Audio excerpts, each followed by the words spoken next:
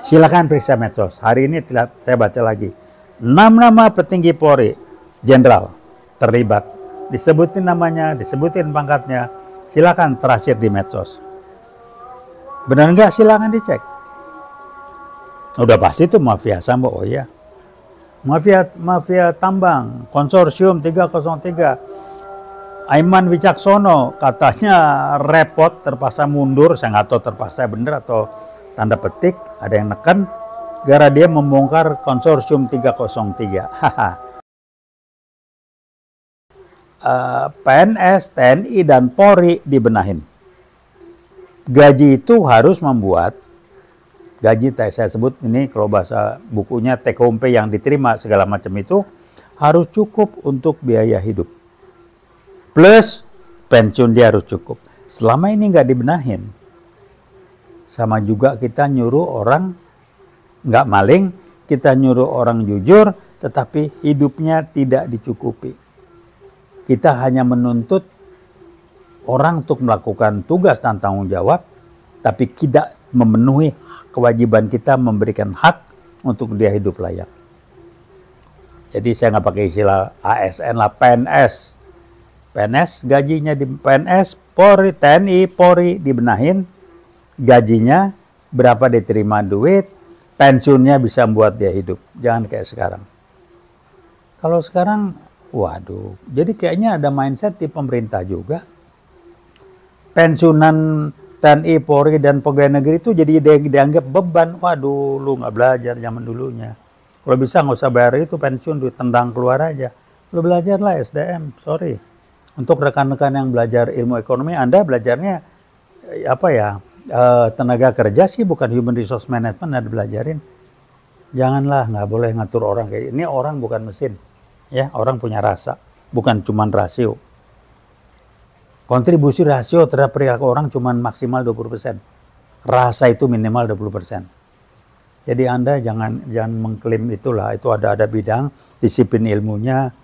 Jangan menerapkan hal satu yang Anda kuasainya. Nanya tim Anda, kan ahlinya ada yang SDM tuh. Benahin dulu itulah. Jangan pakai hitung-hitungan, waduh ini gede guys. Mendingan pasti jumlahnya sekian ketimbang dia maling. Saya nggak tahu dulu. Almarhum Prof. Sumitro, kalau nggak salah ya, saya mohon maaf kalau keliru, pernah bilang di anggaran negara itu 30 atau 40% itu korup. Itu kalau jumlahnya dipakai buat ngebenahin gaji PNS, TNI, dan Polri, dan PNI itu lebih dari cukup. Jadi lebih memilih kelihatan di angka-angka jumlah pengeluarannya kecil, tapi malingnya yang kelihatannya buat proyek gede nggak apa-apa. Jadi mindset Anda dirubah dulu lah, ya. Itu tanggung jawab moral namanya. Anda sama juga miara korupsi, Anda sama juga mendidik korupsi. Saya PNS, saya nggak sebutin pensiun gua berapa. Saya pensiun 4C pegawai negeri, saya nggak usah sebutin, ntar Anda kaget lagi. Dan saya nggak maling, insya Allah. Karena saya dulu punya bisnis sendiri dan saya nggak hidup dari gaji, nggak ngandelin gaji. Nah sekarang udah pensiun segala macam, baru silat busa, Masya Allah. Ya nggak heran lah kalau orang nggak ada hasil terus nyari upaya sampingan. Jadi benahinlah, proposisi diapain? Benahi total. Mulai dari kasus mafia Sambo, ada langkah awal, pintu masuk bebenah habis. Bongkar habis adanya polisi di dalam polisi, kemudian berhentilah menjadikan polisi sebagai multifungsi. Dulu TNI dikritik, dua fungsi, dikritik, wah ini. Cuman demo-demo mana itu? Ribut, dua fungsi segala macam. Ini polisi multifungsi kok diam aja. Mafia Sambo saya sudah melihat zaman siram air keras kasus novel Bawestan itu mafia Sambo itu. Udah sama lah, tahu, paham saya kira-kira. Apa ciri-cirinya? Susah dibongkar, pada sepele, bertele-tele, itu mafia main. Tuduhan siapa ya? Inspektur Jenderal Teddy Minahasa, kok prosesnya cepat ya? Karena dia kalau memang betul, itu dia di luar mafia Sambo itu. Wah mafia Sambo kan, waduh libat sana, susah benar. Kilometer 50, belit segala macam. Karena mereka terlibat. Kenapa bikin lama? Menutupi dan berupaya menghilangkan jejak agar secara hukum dianggap nggak salah. Ingat, secara hukum dianggap nggak salah, padahal ya dia salah juga. Mari kita lihat, gue pengen nonton aja nih. Kita lihat rame-rame, bukan cuma saya. Mari kita lihat rame-rame Polda Metro Jaya ini kayak gimana nantinya. Sekarang nih waduh backingnya masih kuat. Atau punya bargaining. Kalau gue disingkirin, gue buka. Gitu kan. Termasuk pertanyaan, Pangdam yang dulu ikut-ikutan operasi spanduk itu, saya bukan soal operasi. Urusan apa Pangdam? Kasus 50 Pangdam ikut hadir, urusan apa? Hah? Sampai Panglima aja geleng-geleng kali. Panglima TNI itu bukan TNI itu. Galak bener. Jadi udah banyak aneh lah. Terus kenapa gampangnya? Itulah permainan dari PKI gaya baru. Sudah menyusup, memapari, pakai tangan, pakai posisi orang lain untuk ngacak-ngacak, bikin campur aduk, adu domba, bangsa ini dipecah belah. Kenapa? Supaya dia gampang kutak-katiknya. Supaya kita lemah, TKA Cina yang udah masuk, ya, lewat resmi, lewat TKA itu, tentara Cina itu, kalau terjadi konflik fisik, mereka udah akan bergerak. Ada yang bilang, wah jadi masuk apa pura-pura jadi brimob lagi demo-demo kemarin itu di apa ya Bawaslu apa nggak tahu saya ikut demo juga tapi saya nggak tahu lah pakai masker. Tapi yang terjadi adalah brimob yang ditugaskan setelah maghrib malam hari itu yang dibilang ada penyusup dari tentara Cina, kelakuannya beda dengan brimob yang ditugaskan lebih awal itu. Kita ngobrol enak, ada sebagian yang sholat bareng-bareng ini. Tapi begitu diganti, beringasnya luar biasa. Siapa mereka? Ada apa di Brimob ini? Nah kalau Brimob sudah disusupi, akan dibenturkan ke TNI nanti. Kan yang zolim itu kan setelah malam hari. Ada yang ditembak, digebukin itu. Saya ngalamin. Cuman kita dari Iwat saat itu, kita biasanya menjelang maghrib udah pulang duluan. Jadi kejadian setelah maghrib. Sebagian teman masih nongkrong di sana, masih tahu kalau kita gila kata segala macam. Brimob lagi yang baru datang. Jadi ini bukan proses yang sederhana, ini proses perjalanan, proses panjang dan sekarang adalah konsekuensi hasil dari proses panjang ini munculnya sekarang. Kapolri, Anda baru menjabat berapa tahun, Anda harus membenahi dampak dari investasi yang dilakukan pada masa. Kotanya mulai kapan? Tanya Pak Tito. Mulai kapan dia membentuk Satgasus Merah Putih? Ini pertanyaannya, waktu Pilpres 2014, apalagi mungkin 2019, saya nggak tahu, yang polisi terlibat langsung, ada petugas KPU yang pada meninggal, itu siapa Kapolrinya? Mulai dari sana kali. Jadi Pak Jokowi, Anda tanggung jawab juga. Barangkali Anda susah ngomong kalau mau bebenah. Kalau Anda ngomong nekan, nanti saya buka Pak. Bahwa dulu kita dimanfaatkan untuk Anda menang. Nah kan nggak enak. Barangkali. Jadi mari kita pahami, kalau mau diruntut satu-satu, ini udah amburadul, acak-adul lah orang Betawi bilang. Jadi apa? Udah bongkar total, kembalikan Polri ke TNI. Jadi satu, bongkar lagi. Tahap kedua, jangan lagi TNI kalau tidak digabung ke Polri, pakai model kayak TNI. Apa bedanya? Dengan saya bingung. Saya dulu aktif di Majaya, di Walawa. Kualifikasi kok kayak kualifikasi tempur gitu. Ada wingnya banyak, wing terjun, wing buat apa sih? Buat apa polisi gituan? Jadi kalau ekstrim ngomong, polisi itu adalah urusan apa ya? Mengayomi, melindungi, melayani, urusan kriminal. Apa mesti itu terjun payung? Buat apa polisi terjun payung? Itu kan ada anggarannya. Polisi tempur mau buat apa?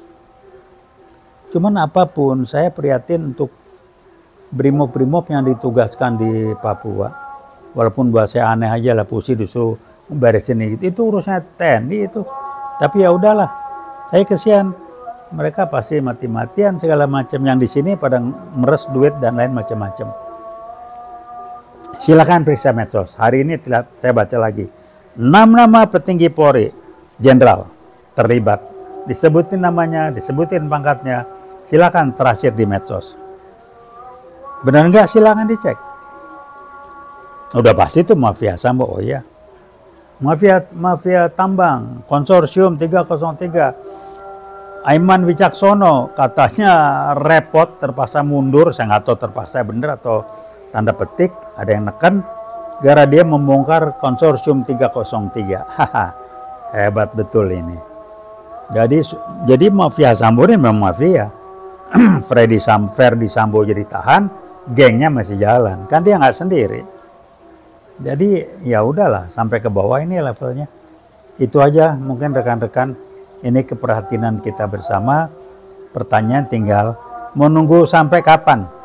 Tambah rusak dengan korban berjatuhan. Korbannya sudah pasti rakyat banyak, korbannya sudah pasti bangsa dan negara, korbannya sudah pasti reputasi dan kredibilitas Polri hancur. Cuman itu aja, silakan. Terus rakyat nyender ke TNI, cuman TNI bisa benahin. Jadi kalau ada yang ngaco-ngaco, TNI yang dipakailah benahin tuh, polisi yang ngaco, TNI masuk pasang orang segala macam. Kayak itu barangkali. Kalau minta polisi dia ngebenahin dirinya, banyak orang udah nggak percaya lah. Apa? Otopsi jangan lagi di rumah sakit polisi. Dokternya dokter yang umum aja, yang di luar itu. Orang udah nggak percaya. Bukan dokternya yang bohong. Kalau dia ditekan, dia kan polisi juga. Ada pangkatnya, diperintah laporannya begini kan dengan bagaimana? Udahlah, jangan pakai rumah sakit yang lain lah ya. Jadi jangan belagak bego, terus main-main diberikan peluang macam-macam. Jadi Kapolri ya mesti harus lebih kencang, walaupun saya yakin atau mungkin Anda juga ngadepin tantangan yang nggak enteng lah, bukan cuma di lingkungan internal Polri, tapi lingkungan kekuatan politik lain di berbagai instansi, mungkin di lingkungan istana dan instansi lain, yang buat Anda juga menjadi tidak begitu mudah harus mengatasi berbagai tantangan. Ingat, kilometer 50 adalah pintu masuk, seperti juga Brigadir J, untuk membuktikan dan membenahi adanya polisi ilegal yang menjadi polisi di dalam polisi. Jangan nunggu lagi lah. Bongkar tuh mafia Sambo, audit. Jangan tanggung-tanggung, semua yang terlibat dibenahin, ngeceknya gampang kok. Kapolri sih masih baik benar, coba tolong jangan tampil hedonis gini. Waduh, baik benar ngomongnya, masih mengingatkan. Karena duitnya duit haram ya begitu, kok nggak buat peteng-teng segala macam, mau buat apa? Cek aja rumahnya, cek aja ininya. Ferdi Sambo rumahnya berapa, duit dari mana, berapa gajinya ya? Kan dia Polri, berapa sih gajinya? Berapa sih tunjangan ini, tunjangan itu? Jadi wajar-wajar aja lah menurut saya ya. Guyonannya ya kalau main-main lah karena gaji kecil. Tapi ya jangan kebangetan lah, jangan buat 7 turunan, kira-kira gitu. Itu aja mungkin keprihatinan kita. Kami dari WeWatch, kalau saya boleh mewakili, kami belum tahu Pak Kapolri apa yang kita bisa bantu. Kalau Anda merasa perlu dan Anda melihat ada yang bisa kita bantu, kami siap. Tolong kami hubungi, kami akan berusaha bantu. Tanpa kami mengharapkan jabatan apapun, kami tidak akan transaksional. Kami ingin Polri jadi kebanggaan bangsa kita, masyarakat kita, rakyat kita, seperti TNI menjadi kebanggaan dan milik rakyat. Kita ingin Polri begitu. Jadi jangan petentengan lah ya, mentang-mentang gitu kan. Mungkin ini untuk saat ini kita ingatkan, mari kita tidak pernah menyerah, berangkat dari keyakinan tidak ada masalah yang tidak ada solusinya. Bahwa kita butuh kerja keras, yes. Dukungan, doa, dan semangat untuk Pak Kapolri tetap kami sampaikan. Dan kepada Presiden sebagai pimpinan langsung Kapolri, tolong tunjukkan tanggung jawab Anda. Jangan ngeles lagi. Jangan teriak, saya sudah ngomong 4 kali, itu bukan solusi. Pimpinan itu bukan itu. Action Anda untuk bebenah sebagai solusi itu apa, itu yang ditanya. Bukan Anda sudah ngomong apa, bukan. Solusinya selesai. Problem solving itu, decision making itu bukan cuma ngambil putusan. Decision making, pengambilan keputusan itu dibarengi dengan eksekusi Dari putusan itu sampai masalah selesai. Anda jangan cuma ngomdok. Maaf, mari kita bicara di aspek manajemen. Mudah-mudahan ya Pak Jokowi hatinya lebih gede lah, jangan ciut terus. Karena udah rame juga nih, demo lari, kunjungan kerja. Ngadepin lah pendemo, takut-takut apa sih. Terus ijazah palsu, saya ngulang lagi, benahin tuh sampai tuntas. Jangan ngeles dengan skill lebih penting dari ijazah, kok ngelesnya ke sana. Jangan menunjukkan Anda secara konseptual juga inkompeten, jangan nunjukin itu lagi lah, udah cukup lah ya. Barangkali itu yang bisa kami sampaikan. Terima kasih, selamat malam. Assalamualaikum warahmatullahi wabarakatuh.